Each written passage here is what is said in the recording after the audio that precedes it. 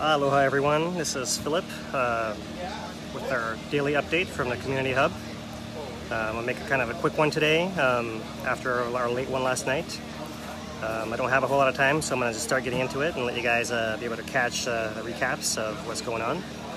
So we're just going to recap what we talked about last night, the community meeting up in Volcano. There was mention of potentially life-threatening base searches. We talked about that already, right? Just kind of reiterate what happened last night. The main message from the HVO and the County Civil Defense was for everyone to be prepared to kind of be aware of the possibility of what was happening in Volcano being a reality someday. You know, for those living in the golf course, you know, hopefully it's not a big surprise that the volcano can explode up there. So what the county is basically just trying to say is everyone kind of, whoever is not aware of that, now is the time to be aware of that, because, you know, something could happen in the future. Nothing's happening any different right now than it was yesterday or last week. So there's no increased threat from the summit that we know about. But really the message from the county and USGS last night was be prepared. You know, now's the time to get yourself organized. You know, make sure that you don't leave it to the last minute if something were to happen. But really there's no change in eruption at the summit as far as we know right now. Yeah. Let me kind of, since I don't have a whole lot of time today, I'm gonna get into my summit update. Let me switch the camera around. Hopefully it's a little better here today. Hello everyone. So if you're just joining me, I've just recapped the sentiment last night from the summit meeting. USGS is just trying to make sure everyone's aware of the possibility of what's happening there. As far as our earthquakes, they're following the same pattern. There they are. We're still waiting on a big one to come. Should happen anytime now. Big earthquake in Volcano. It hasn't come right now, but sometime soon. Let me go to the deformation plot. So let me reload up here, reload. So you can see that our pattern, yeah, let's go to a little wider view. Here we are at the right end over here. We had a little felt earthquake this morning, maybe around 9:30 or so, that I even felt down in Fern Forest. Just to recap, there's no change in pattern from here to here. They just fixed their instruments so it would display differently. So we still have our periodic collapses at certain intervals, and there should be another one coming pretty soon right in here. Right, so that's all the same. To kind of recap what we said last night, or the last few days, our GPS line looking horizontal the past year. This is a horizontal distance. Kind of flattened out a little bit, but it could be because we've reached the edge of the caldera. So, you know, maybe this might slow down, kind of expanding sideways, side to side. But if we look at the mountain going down, in this plot right here, the vertical component, right, up and down. This one also a vertical component. We're still having that same steady rate of collapse that hasn't changed at all. So the thing is still falling the same as ever before, right? No big change there. And to kind of recap,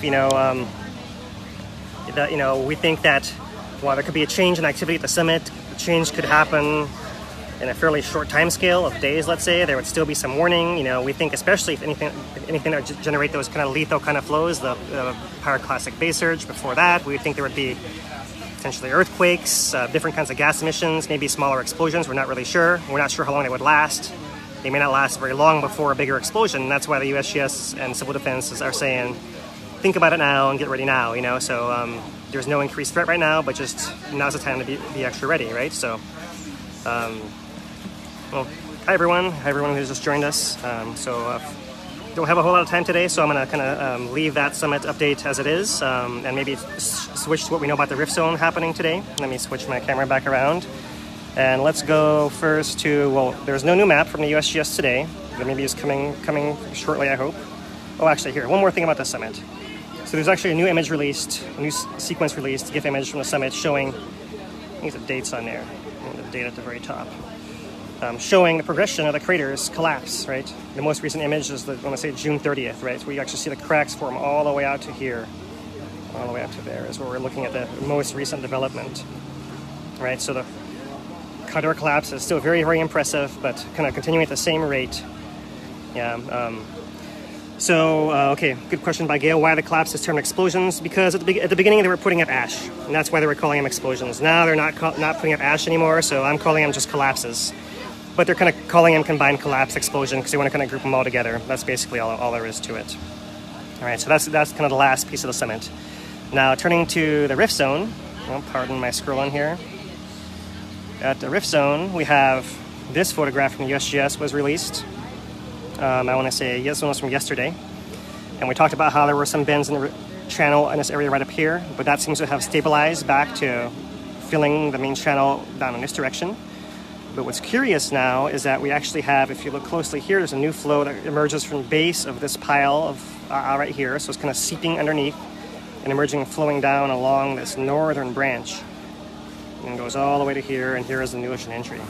And back here in the background, we can see a line of fume kind of marking where the main channel used to be, kind of farther to the south. Right, let's see, there's another view of this. Let me rewind here. Okay, a view they released, more of a nighttime view. So you can kind of see there is a river, a going river that's kind of seeping out, kind of back over there. Let me see, I got some more, another image I can pull up for you guys right here. So here, this is from the county. The county actually has its own Flickr site that release images as well. So if you guys are looking for more image sources, you can Google Hawaii County Civil Defense Flickr, right? Flickr up there. And then you can find these images as well. So in this one, you can kind of see the bend in the river right there. There's still lava falls. Whatever changes happen in this area have kind of stabilized, with the lava kind of going in here. And here's a line of fume where the channel used to go all the way to the south. And the new channel is breaking out essentially from down in here and flowing down in that direction. And let me back up to a different view. There's a good view of this in one of these images. Let me find it for you guys. There it is, right there. Right there. So you can see this is that pile of Oro'a lava seeping out underneath it here also, and this is what's feeding this channel that's heading off in this direction. So several different areas to see.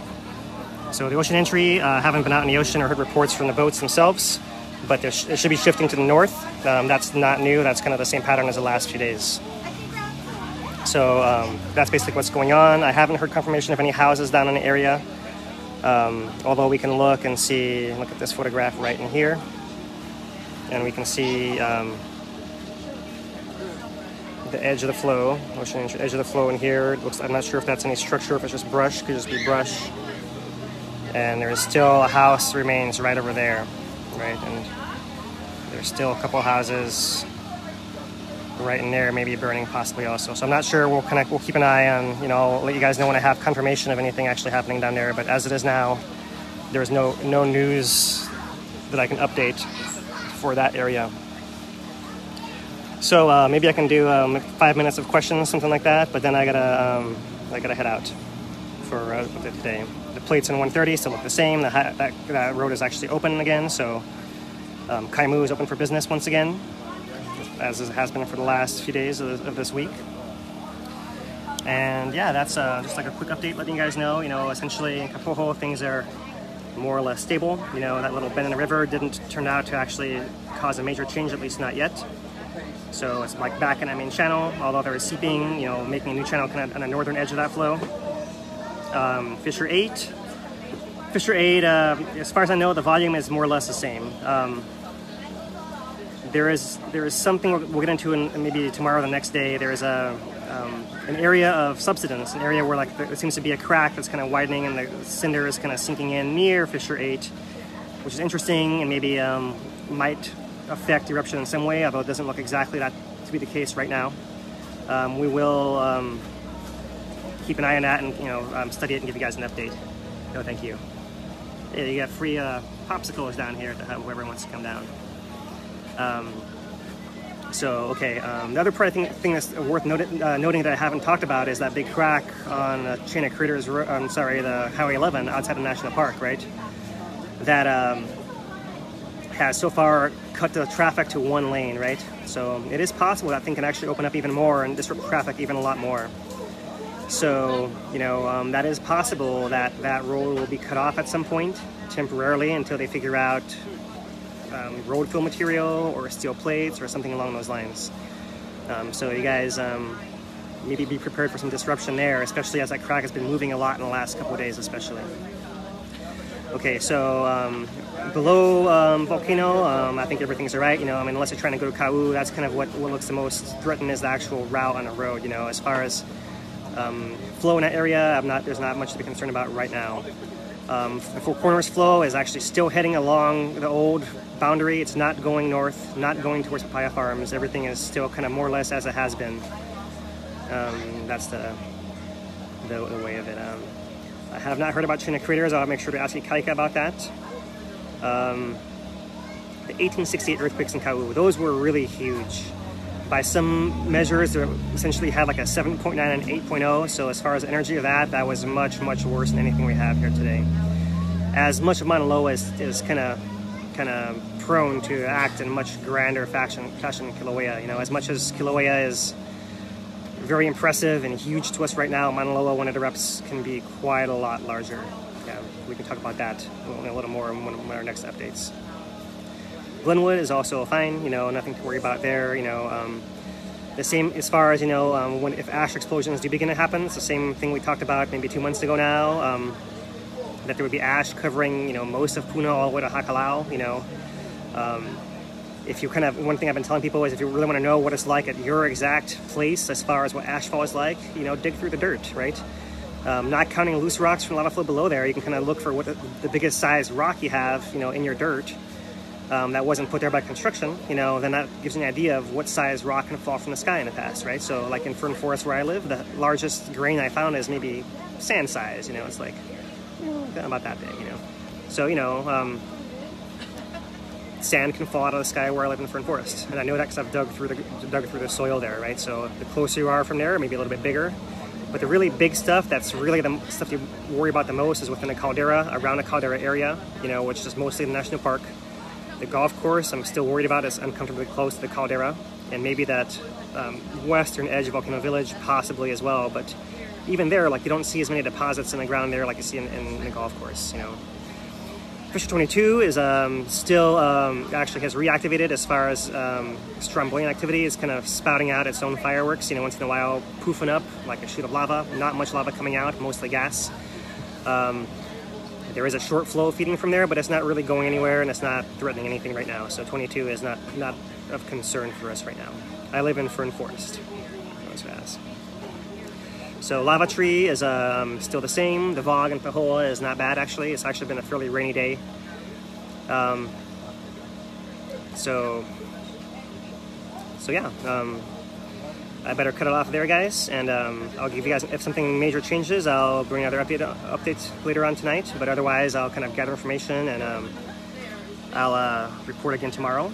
I have been working more closely with Hawaii Tracker recently, and I've really had a chance to kind of see those guys in action, see how much attention they pay to their details and how they want to verify everything. So I believe they're putting out an update here shortly as well. So I kind of recommend, if you guys haven't been following those guys, to kind of check them out. You know, there's a lot of info that's kind of coming in, which is really useful now that we don't have the full crew on board.